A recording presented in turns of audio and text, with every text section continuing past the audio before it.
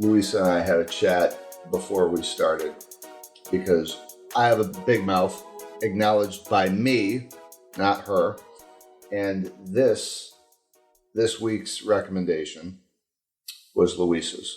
So you're going to lead me into this because I'd never heard of this. And I think you saw this at downtown. A film festival, yeah. Okay. Downtown.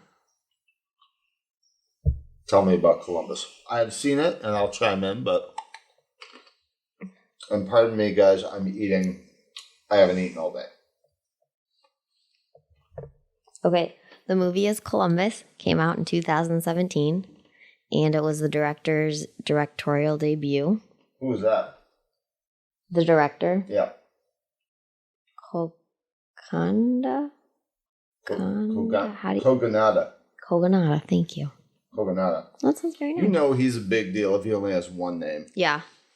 I used to think that was just his last name, but I guess, yeah, that's just his name. I mean, like, Kogonada, Prince. Madonna. Jewel. Germo. Oh, yeah? Always call me that since high school.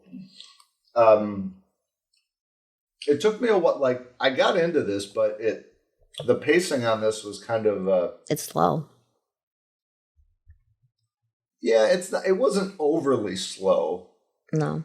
But why don't you set the scene for us? Because it starts out... Like, I thought it was Columbus, Ohio, but... I did too, actually. And then I was looking things up for it, and I was like, oh, it's Columbus, Indiana. I didn't even know that was a city. I did not either. What I find particularly funny is that it's a totally unknown city in a state that you wouldn't associate that town with, and apparently it's known for its architecture. Mm-hmm. I've never heard... Did they make that up for the movie, or is that real? That's real. Oh, okay. It's for real, yeah. Because after we saw it, I remember my mom saying that we should put that on like a list of things to do someday and like go there and like look at all these buildings. So I don't know if they were...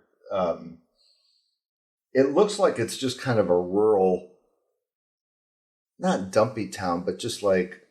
Like no big deal. It's like a no big deal town, but it's got some impressive architecture. Mm-hmm. And the story is structured around...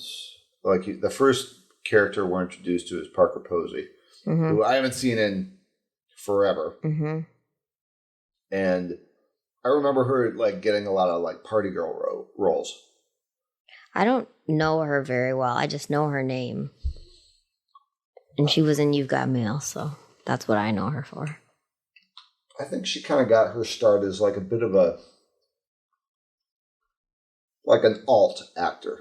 Hmm.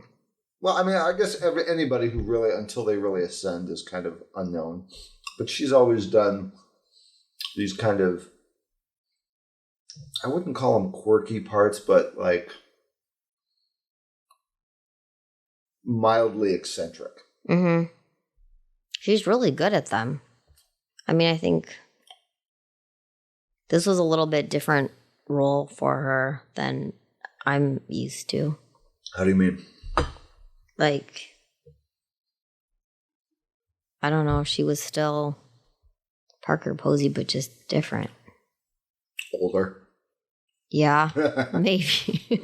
Yeah, just that like, simple. Oh my God, you look like a mom. I didn't want to say it, but like, and not that she had that affectation, but.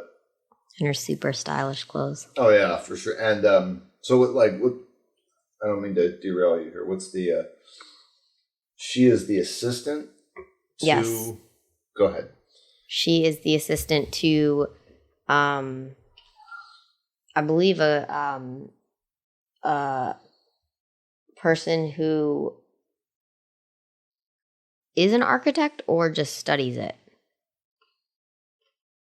But she's like his right hand man, or like her secretary, right hand man. She's her go-to. Yeah, and at the beginning of the movie, can I say that? Does that give that away? Does that give stuff away? No. At the beginning of the movie, he dies. Well, no, he doesn't die. I thought when I first saw it that he died. And it just kind of keels over. Yeah. And no, he doesn't die. He falls ill. He falls. Yeah, there you go. Thank you. He falls ill and he's in the hospital and she summons his son and they don't have the best. Who is? John Cho. And hashtag John White Cho Castle. Hashtag originator of the word MILF. Are you sure that's not from American Pie? That's from first? him. That was his line.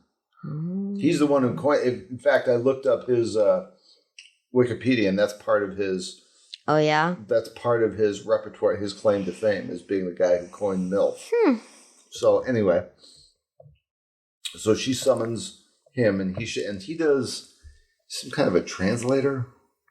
Oh yeah, he is. So he's living in Korea, and he is a translator for I believe fictional books, nonfiction. I don't know, some genre of books. Yeah, he translates into English, and he's like, it pays the bills. It's an okay job. Yeah, but just kind of like he's not really attached to architecture. No, not in the way his dad is. Yeah, his dad's like a scholar. He's yeah, there you go. Yeah, and what's funny is I just thought about this now is you never really see his dad's face ever. No, you only see you the see back of him. Hat. Yeah, you see him in the back wearing a hat. Mm-hmm. And you're also introduced to. There's a couple of supporting characters, but what's the girl's name? I don't mean the actress, but I should. I know. I'm trying to see what her character's name is. I should really know. Casey. Actually, yes. Casey. Yes, her name is Cassandra. Her friends call her Casey. And she builds this. And John Cho's character's name is Jin. Mm-hmm. And Jin with an N. Yeah, and they build a rapport. And again, this is a slow-moving movie. It's not cripplingly slow, but it's not. You wouldn't go to this like. If you want to be amped up, this is not the movie to see. No, it's not. No. So what is Casey? What's Casey's deal?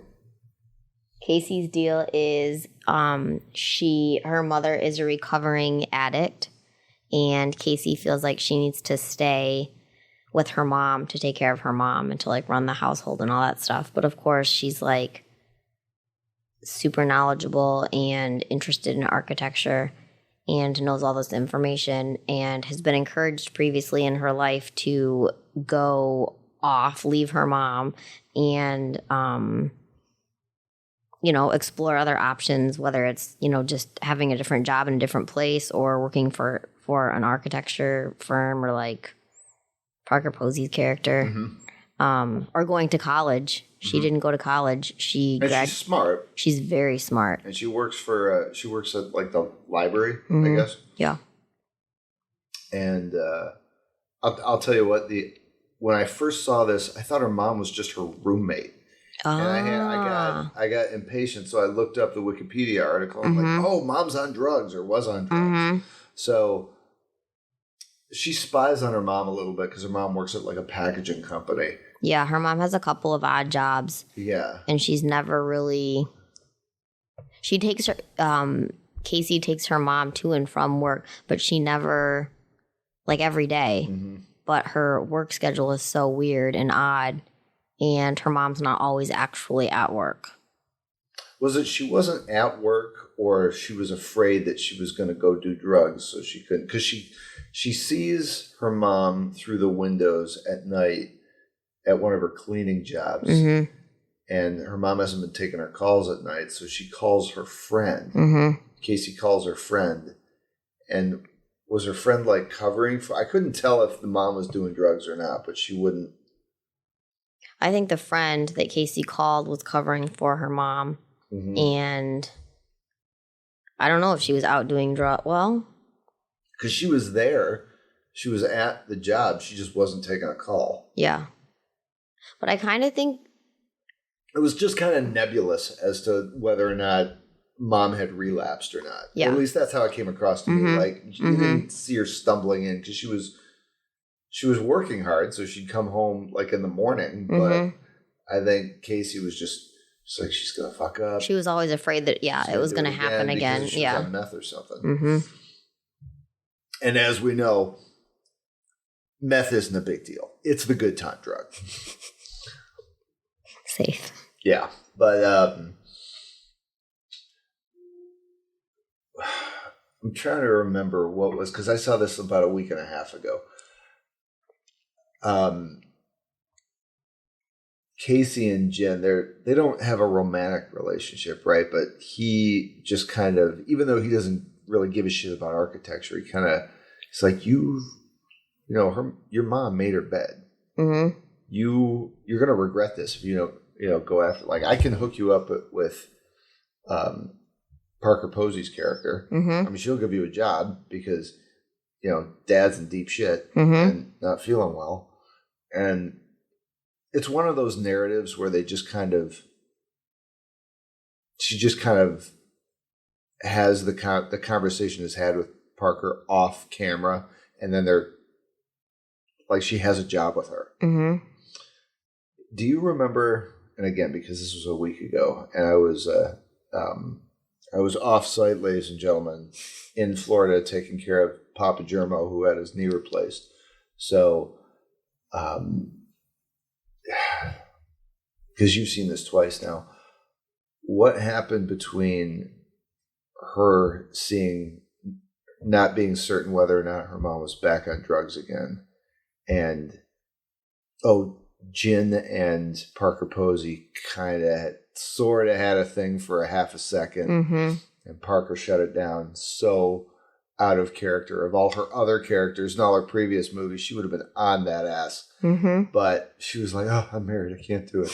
Even though I had a thing for you." And that John Cho's got to be like, "You didn't have to mention that at all. We could have just kept that to ourselves, and you didn't have to fill my head with that to get me all charged up." Thanks a lot, Parker.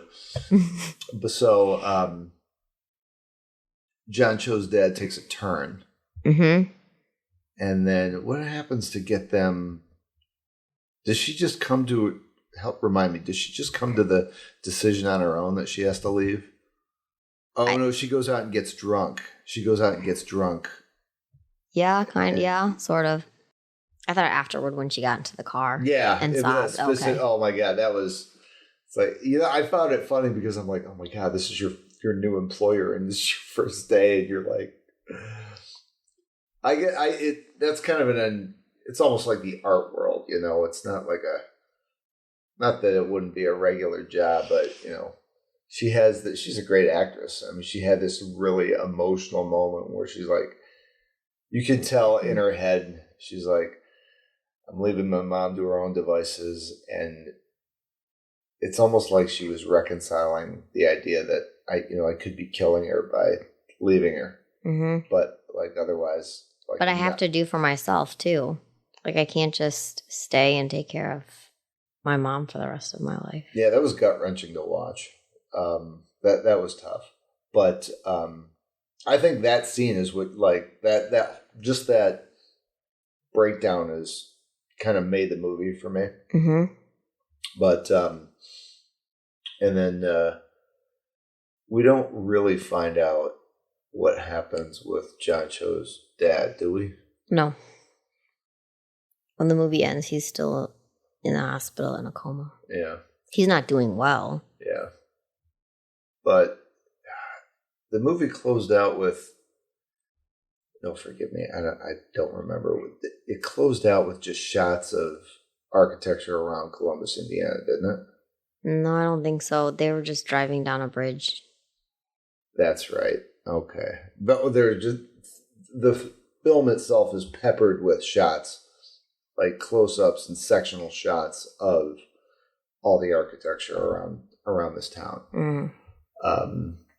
And I think that people who are interested in architecture, or not even, because I would be one of those people not interested necessarily, go to this town and you can sign up for tours. And the movie has that in it too. All these groups of people going to look at, this house or that building or whatever. What's funny is that architecture is kind of like, I think it is part of the art world, in that like the architect has this visceral connection to what he built. And so he sees all this symbolism within where he put this particular building and how it's framed and the form of it. And it'll depend on the building, but for the masses, like a lot of that intention is kind of lost. And that's just how it is. That's how it is with a mass of people. But someone who's willing to stop and take the time and examine a building or a piece of art, something that just captures them, to be like, what was going on here? Why did they do it like this? Why is this here? It's like anybody who likes architecture knows about Frank Lloyd Wright's Falling Water. And that's a building that, like, when he designed that, the one thing I remember from my Art History 101 is he designed that to be part of the Pennsylvania landscape. I believe it is, isn't it? It's in Pennsylvania, isn't it? Sounds right. It's somewhere on the East Coast, but it's built into yeah, I remember. Kind of a hill, and water runs actually through the house. Yes, and that was Wright's intention, was to make, I don't know if I'd say seamless, but to make this home a component of nature. And anyone who that I've met that has a deep connection to building or art or architecture, there's always a theme or an idea or what's the word I want here, Lisa? They have an idea that they're trying to create a form of. And sometimes that's executed well, and sometimes it ends up being a project that only has meaning to the person who designed it. Yep. I don't think that was ever the case with Frank Lloyd Wright. Most of his, like, you see a Frank Lloyd Wright home and you're like, I know where that came from. But anyone who's an architecture fan, I think, even if you're not a fan of the film, it would be fodder for conversation around building. So for me, I don't know if I'd rank this one. I liked it, but I probably won't see it again for like 10 years. What'd you get out of it? What did I get out of it? Yeah, I mean, you saw it with your mother a while ago, yeah? Yeah. Several years ago. I don't know. I just liked it. There were a lot of, I guess, topics in the movie that I just thought were very nicely, like, woven together. Like, there were lots of relationships, but yet it was simple too. Like, there were a lot of relationships. This is not a convoluted movie. Like, you can follow it's it. It's very like, you can follow it. But the relationships and then the detail of the architecture and how that all played, like with Parker Posey's character, John Cho's character, and then the daughter knowing so much about it. I don't know. I just liked this movie. That does make me think, like, the pacing was not, like, for someone who wants, a more dynamic story, this might not be for you, but someone who wants to see something on a Sunday that's just kind of low calorie and that you can follow, I think the upside with a slower movie, or at least the way this one was put together, was not only can you follow it, but this director did a really good job of making you focus in on one scene at a time. Like, if there's one or two characters in each scene and you are completely fixated on them. So by the end of it, you understood all the interconnections and all the dynamism. And it was a small cast, but like, I walked away thinking like, all right, there's a couple of key elements to take away from this, and these are what they are. And you gotta have something wrong with you not to be able to like follow it by the end. Mm-hmm.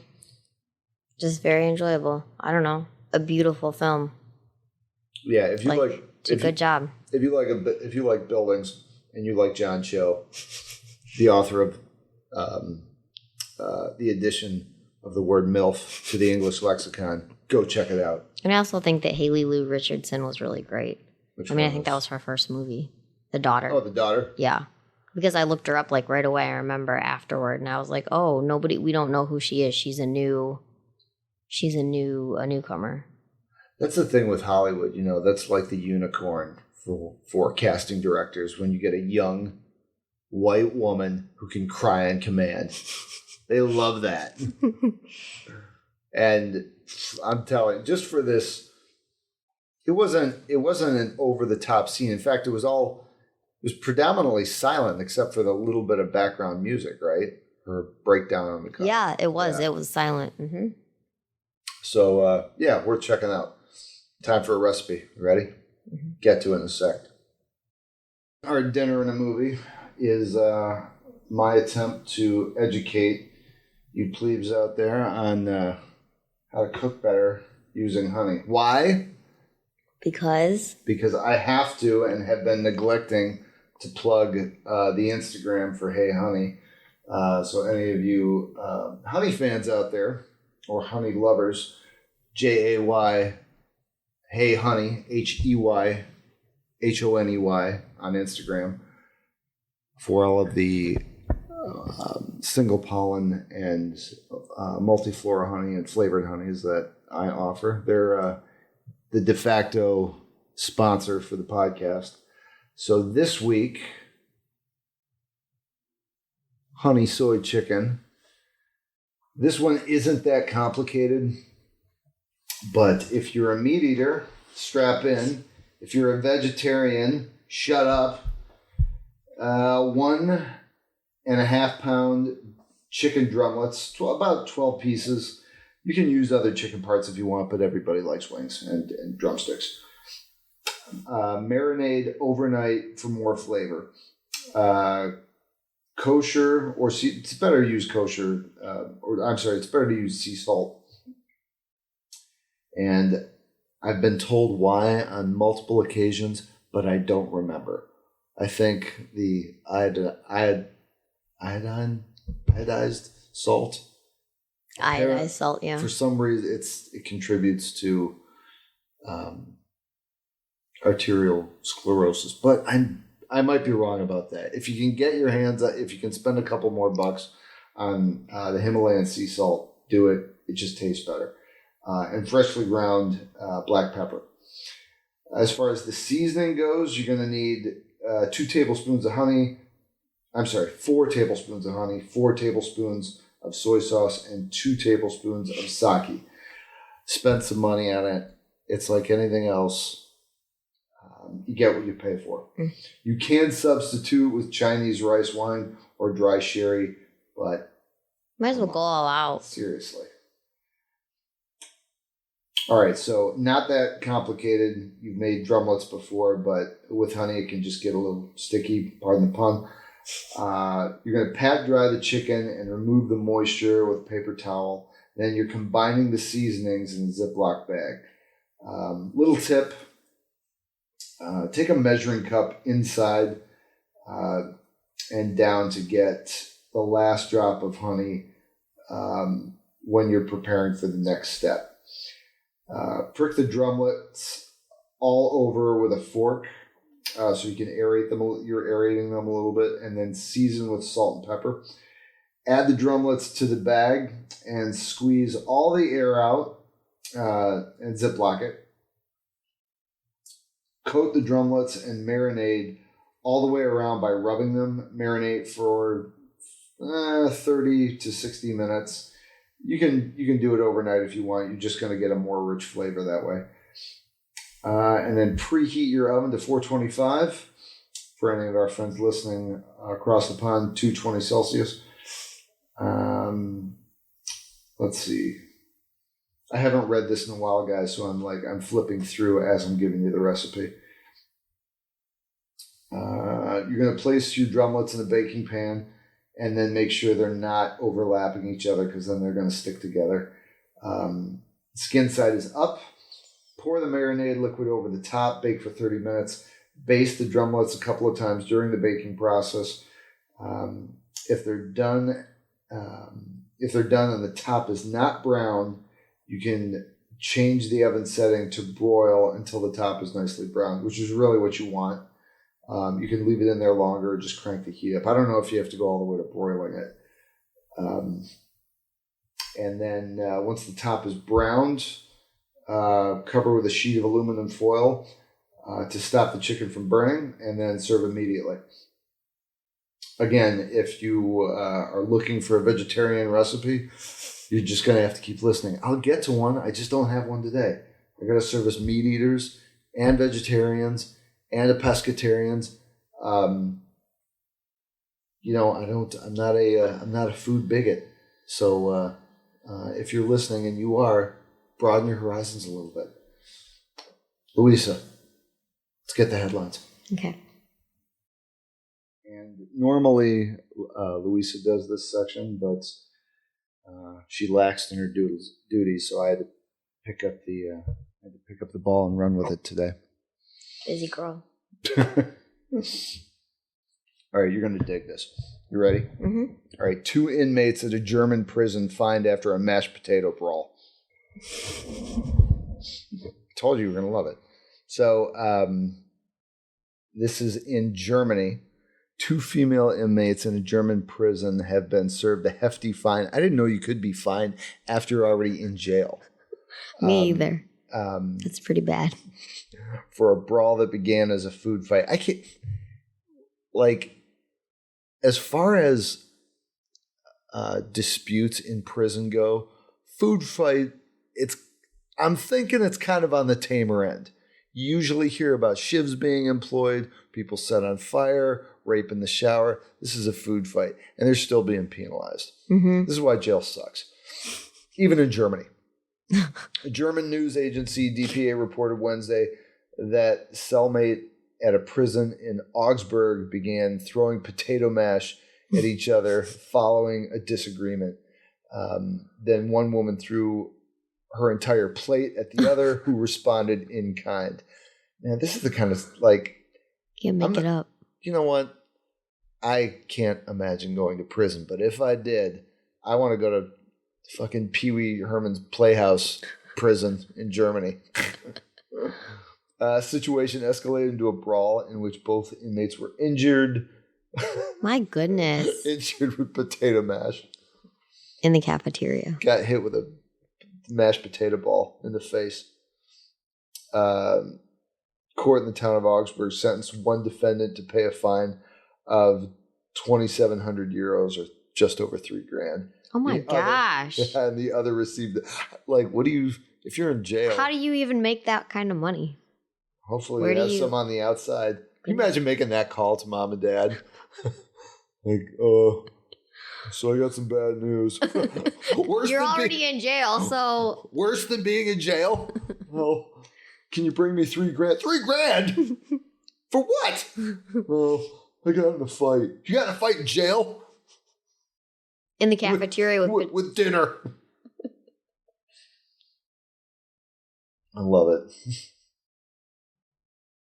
That is really funny. Yeah. I cannot believe the $3,000 fine. It seems like I'm just surprised by fines, because I thought if you screw up in jail, they just throw you in the hole. Yeah. Or they isolate you, or they put you on work detail. Yeah. I didn't know they would that's the thing with prisons. I don't know about German prisons, but American prisons are for profit now. Meaning? That there's apparently, and I don't know the name of them, but there's a number of prisons that just the work detail that they put people on for their inmates on for outside service jobs. Mm-hmm. They collect money for that, but since it's prisoners doing the labor, prisoners aren't getting paid. Right. They're just essentially slave labor, and the prison's making money off him. So, and again, there is a company that has consolidated a number of these prisons, and it's traded on the stock exchange. Wow. Yeah. No way. Yeah. All right, ready for this? TV weatherman appears to fart on air, and Twitter users think it's a gas. Okay, that last part of the headline I would have never added, but HuffPost thought it was a kitsch. So, Louisville meteorologist Mark Weinberg. I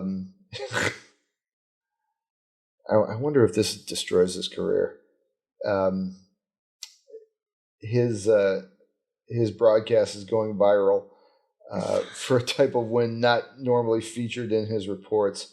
Last week, WDRB meteorologist Mark Weinberg was reporting on a cold front in the Midwest when he paused and seemed to fart during a broadcast, complete with a slight spring in his step. Okay, and just so everyone knows who's listening, I'm reading this now. This is from HuffPost. I would have not written it this way. A viewer at home sniffed out Weinberg's alleged emission and unleashed it upon the world, though the viewer misidentified him in a caption on the clip as fellow WDRB weatherman Jude Redfield. The video went viral after it was shared by another member of the Louisville media, sports radio host Matt Jones. And Matt Jones comments on the tweet. I'm not going to watch it, but a couple things are at play here. First of all, if you're a TV weatherman, let's be honest, it's 2022. Who the hell's watching that? Yeah, really. Yeah, that's actually a really, Good I don't point. know about you, but every time I do a market, I check the weather on AccuWeather. I don't watch a guy tell me when cold fronts are moving in. That's so 1998. So of course this guy's embarrassed, but it's oh my God, it's all over television. Anyone under the age of 35 is television. Yeah, what is television? Who gives a shit? Yeah. But they just ask Alexa too. Honestly, those are those live? They're not live, are they? What? They can be edited. Weather broadcasts. Yeah. Can't they? Yeah, I think there are some that are live and there are also some that are edited. You would think if that really happened, there would be playback and they'd be okay, hold on for a second. Yeah, right. Hit the pause button there. So then this one must have been live. Imagine the producer was come on, Mark, lighten up a bit. It'll be funny. We need the ratings. Oh my gosh. Okay, last one for the day. And of course, this one's my personal favorite. This is going to take a minute. HuffPost compiled a list of 30 weird Valentine's gifts to get your sweetheart. These are absurd. Oh my gosh. Are you ready? I don't know.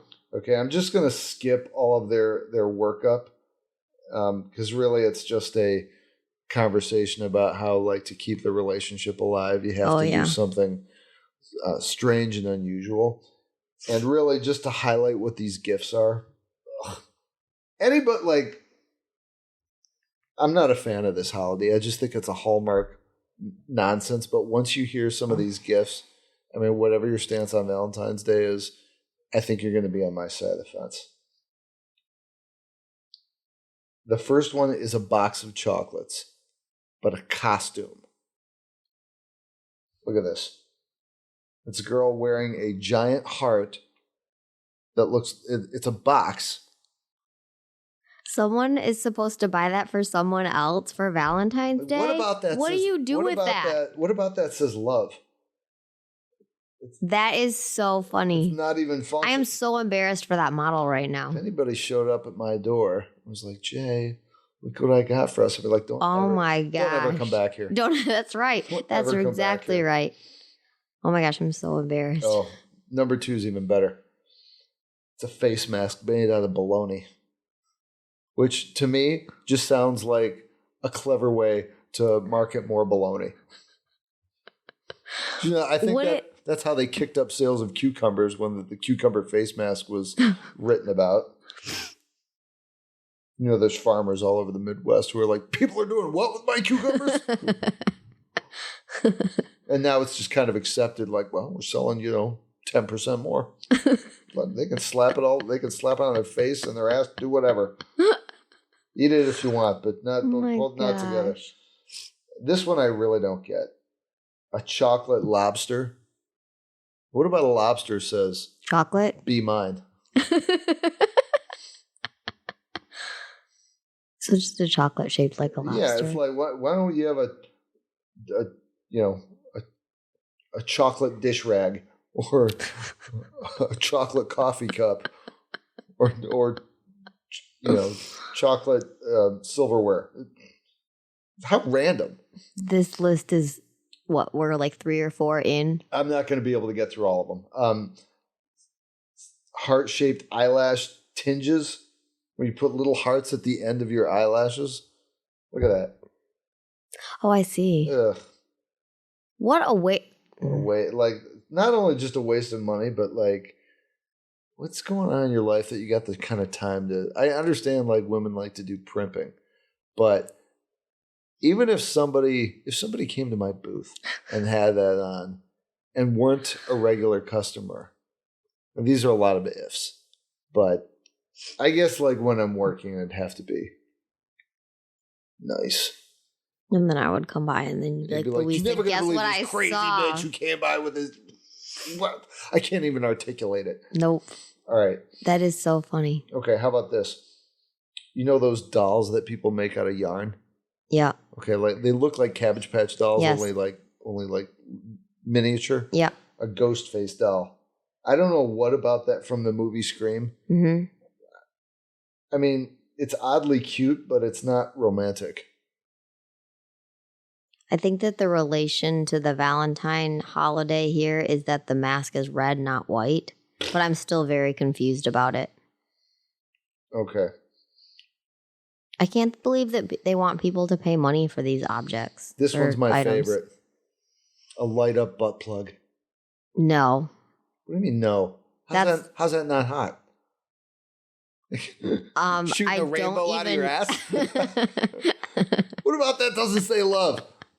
Some people want a pot of gold at the end of the rainbow. You get ass. Oh my gosh.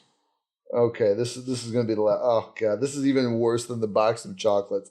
A red rose costume, which consists of green velour pants and red velvet petals to cover the breasts. That looks so uncomfortable. What is with the costumes on Valentine's Day? Yeah, I know. This isn't Halloween. Exactly. Like, who gets dressed up for Valentine's Day? Maybe in the bedroom, but not like... This is like some odd kind of evening wear. Although any, like, get-together you would have where you would show up with this... No, like, I'm not going to that party. I'm turning around and I'm leaving. If I see someone with... No. First of all, I wouldn't be at a Valentine's Day party. Do you have friends or have you known people who have like parties at their house, like big get-togethers at their house? I don't know people like that, but I know they exist. I don't know people like that either, but I know that they do exist. I tend to think that like once you've ascended to that level where people invite you to like, house parties where there's wine and cheese and to do, and like they have their own little symphony. Yes, for everybody. Very well said. If yeah. somebody shows up wearing this, that all like the type of people that would be at this party, they wouldn't say anything. They'd be very complimentary, and then under their breath, will you look at that dog shit that she's wearing? She's trying to pass off as holiday cheer. Ugh. I might get some wine in them and say some things. There's actually somebody out there that's marketing this. Mm-hmm. It cost. How much does that cost? I don't know. It doesn't say. I don't know. Let's see. Sometimes on those lists it says how much the items. Nope. It's just. Oh, good. It's free. Ugh. All right. This is going to be it. Cocktail flavored jelly beans, which honestly, Get a cocktail. So much better. Like, I know. Okay, so anyone who's listening, the picture on this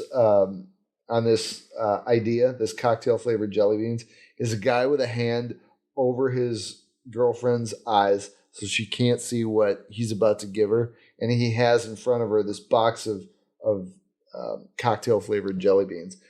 I'm just waiting for them.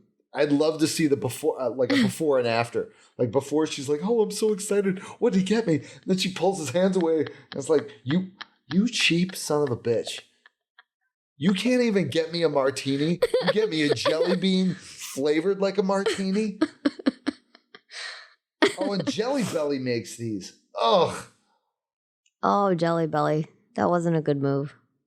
Well, I think, in the context of like, you just give this as this is your gift for Valentine's Day. I'm sorry, but you are not batting 1,000. You're batting 0 under 0. Yeah, negative for sure. All right. I'm good. I can't look at any more of these because they're going to bum me out. Don't close that because I'm going to have to look at the rest of the list when we're done here. Sexy shower art is the... all right, which is really... It's really just like a... what do you call those? You remember those old toys that kids would have where you would shake them and they'd have the 2 knobs?